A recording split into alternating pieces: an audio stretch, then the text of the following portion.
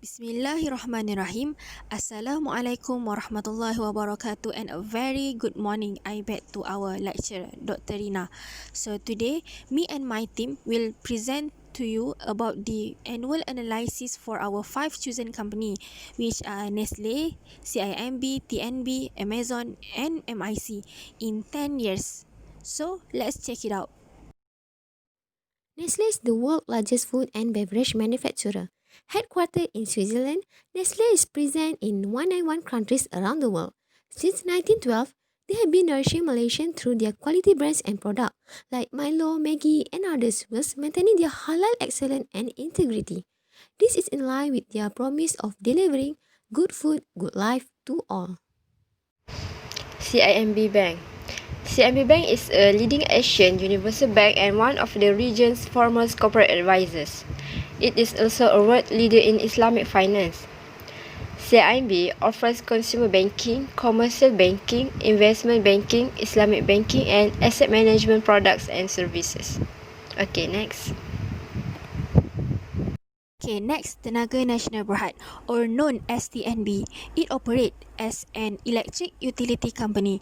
It is the largest electricity utility company in Malaysia, and it is also the largest power company in Southeast Asia. TNB serve million customer in Peninsula Malaysia and also Sabah through Sabah Electricity Sdn Berhad. TNB's core activities are in the generation, transmission, and distribution of electricity. Amazon.com Incorporation is an American multinational technology company based in Seattle that focuses on e-commerce, cloud computing, digital streaming, and artificial intelligence. It has been referred to as one of the top 4 or 5 technology companies by share price. It has also been referred to as one of the most influential economic and cultural forces in the world, as well as the most valuable brand and the largest internet company by revenue in the world. Okay, next we move to the MIC Group Berhad. MIC Berhad was incorporated in 1968 and is a world-leading provider of international energy-related maritime solutions and services. The principal business of the group comprise energy shipping and its related activities, owning and operating offshore floating solutions, marine repair and conversion, engineering and construction works, integrated marine services, port management, and maritime services, as well as maritime education and training. Operating a modern and diversified fleet backed by a workforce of over 8,800 employees from all over the world. Now, let me show to you guys how to calculate return, expected return, and standard deviation. For the return, we use formula which is price today B4 minus with price yesterday B5 over with price yesterday B5. Then we get return for all the data. After we got all the return, then we can calculate expected return using this formula which is average of the all return which is C4 to C122. Then we get the expected return. While for the standard deviation, we use the formula STDEV for population because this is the monthly data for the return C4 until C122. Then we got the standard deviation. Now let's proceed with how to calculate correlation. For example, correlation between Nestle and CIMB. So we use the formula correl return of Nestle, comma return of CIMB. Then we got the correlation between Nestle and CIMB. Next, for the correlation between Nestle and TNB, use the same formula correl the return of Nestle, comma the return of TNB. Then we got the correlation between Nestle and TNB. For the last example I'll show to you guys is correlation between Nestle and Amazon. So we use the same formula correl the return of Nestle, comma the return of Amazon. Then we got the answer. So this is the way to find correlation between return for each stock. Okay, now we want to find the variance covariance matrix, but we need to find the average first. Okay,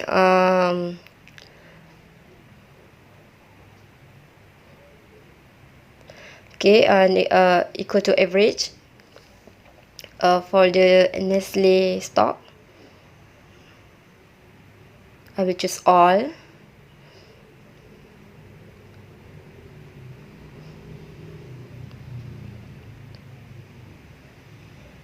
Enter. Okay, I will do the same for the rest of the stock for CMB, TNB, Amazon, and MISC.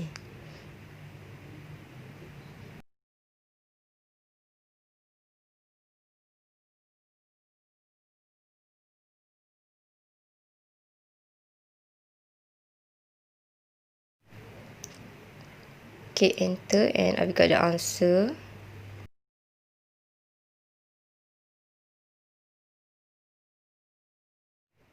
Okay, now I want to find the covariance matrix. So I will go to the data and data analysis, covariance, and okay, choose all of the return for each company.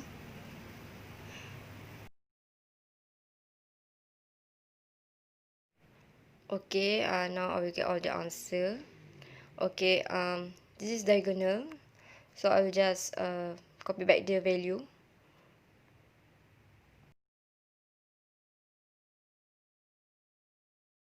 Okay, now I get all the answer. Okay, then we want to find the weight. Okay, I put 0.2 for every stock, so that they will get equal to 1. Okay, now I want to find the portfolio mean and portfolio variance. So, okay, portfolio means equal to sum product of the weight and the average. Okay, now portfolio variance equal to amount transpose of the weight and mult of the covariance matrix with weight. Okay, now I got the answer. We proceed to find the weight of minimum variance portfolio. To solve this, we will use the Excel solver, data, and choose solver. Okay, after that, our main objective for this weight of minimum variance portfolio is to minimize the portfolio variance. So the set objective, we put the value of our portfolio variance, and then to min, because we want to minimize it. The next step is by changing variable cell. So we want to change our weight, our value of weight,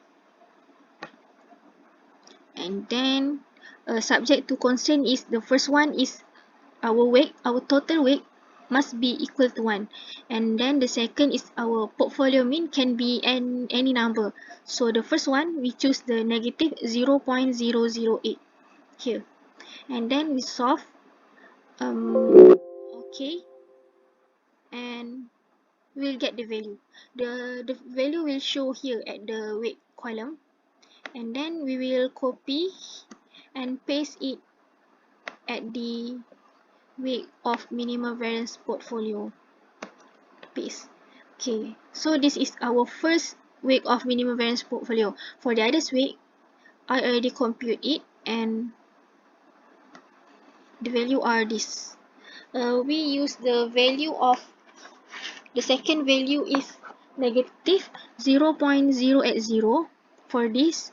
The third is we use the value negative 0.014, then 0.010. The fifth one is 0.070, and the last one is 0.1. The objective to find the weight of minimum variance portfolio is we will use all the value here to compute the mean of minimum variance portfolio and also the standard deviation of minimum variance portfolio. Okay, next proceed to calculate the mean of the minimum variance portfolio. So the formula to compute this equation is the expected return, the sum of the expected return multiplied by the portfolio weight, the weight of minimum variance portfolio. So we write the formula sum product, and then we take all the value of expected return here, and then comma with our first weight of minimum variance portfolio here, and then put enter. Okay, this is our first mean of minimum variance portfolio. For the others, I already compute it, and here is our mean of minimum variance portfolio.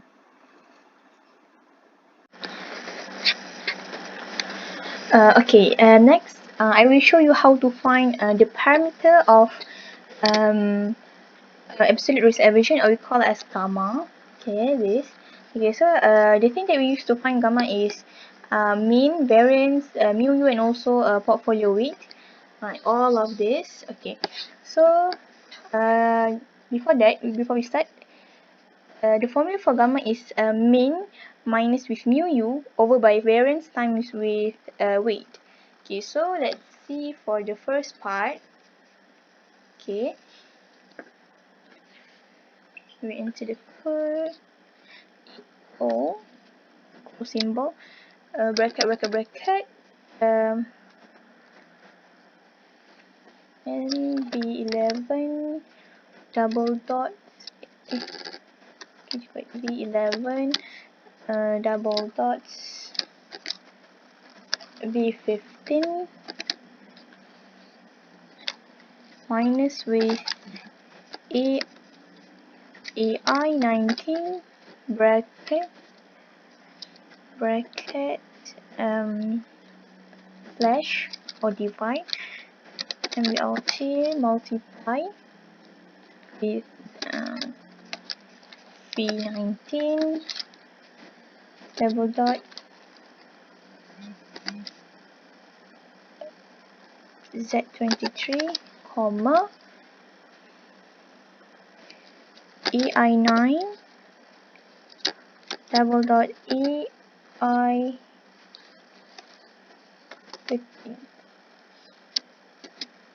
Okay, see that? We use this mu u, and then this, all of this. Okay, let me show you the result. Okay, then we press Ctrl Shift Enter. There you go. This is the answer for the first gamma. Then we drag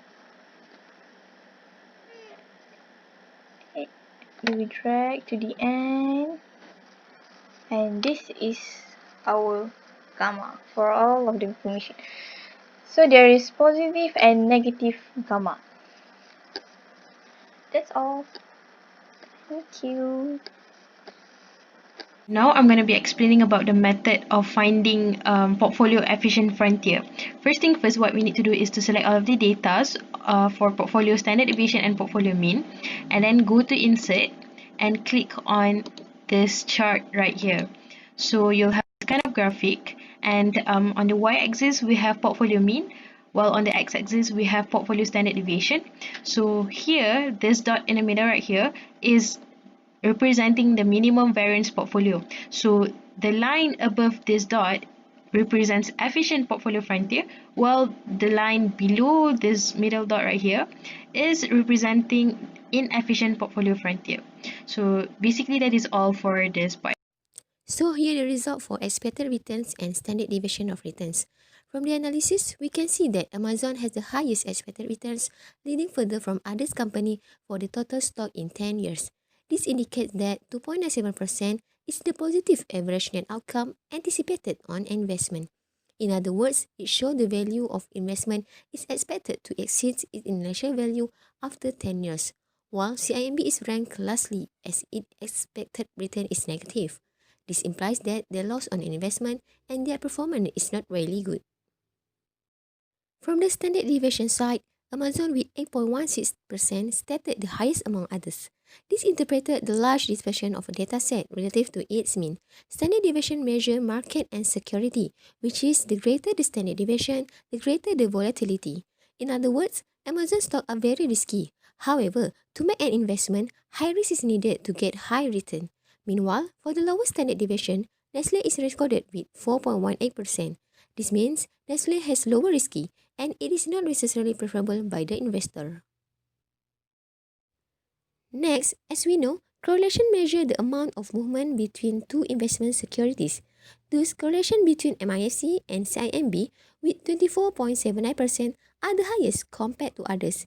It indicates a positive correlation between the prices of the two stocks, as the stock possibly move the same direction by the same amount. Also, this shows their strength relationship with upward sloping line, while correlation between Amazon and Nestle is the least with 2.35% only. This shows their relationship not good as others, but still in quite well as it in range less than 1. As correlation is dynamic and might changes, especially during times of higher volatility, therefore, Nestle has an opportunity to change its prices, become better like Amazon. Covariance matrix between returns for each stock. As we know, covariance measure the movement between two variables. Based on the table, MISC and CIMB has the highest covariance, that is 0.010, while Amazon and Nestle has the lowest covariance. Covariance that approach to 1 have the most similar behavior. That means larger values of one variable correspond to larger values of another variable, and the same holds true for smaller values. Even though both of them will give high return, but when economic downturn, both will fall together. Next, portfolio weight between returns for each stock. We will need to find the weight which sums up to 1.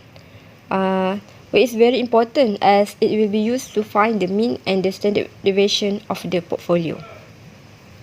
Next, as the expected return of the minimum variance portfolio, it indicates how profitable is a well-diversified portfolio that consists of individually risky assets, which are hedged when traded. The value of expected return of minimum variance portfolio can be calculated by using the formula sum product of expected return from each stock and the weight. Different weight of the minimum variance portfolio will lead to different expected return of the minimum variance portfolio. So from the efficient frontier, it shows the investors the best and possible return that they can expect from their portfolio with the given volatility that they are willing to accept. So basically the y-axis of the frontier represents the expected return of the investment and the x-axis represents the risk tolerance. Meanwhile, the frontier is the line curve which shows the potential yield of the portfolios that give their degree of risk. So portfolios that lie below the efficient frontier are suboptimal because they do not provide enough return for the level of risk. Our return versus risk paradigm are successfully optimized as they are placed along the efficient frontier line. Okay, next, as the calculation for gamma, gamma means the parameter of absolute risk aversion. The positive value of gamma shows that all investors are assumed to be risk averse, while the negative value of gamma implies that an investor is risk loving. Alright, that's all from us. Thank you. Assalamualaikum.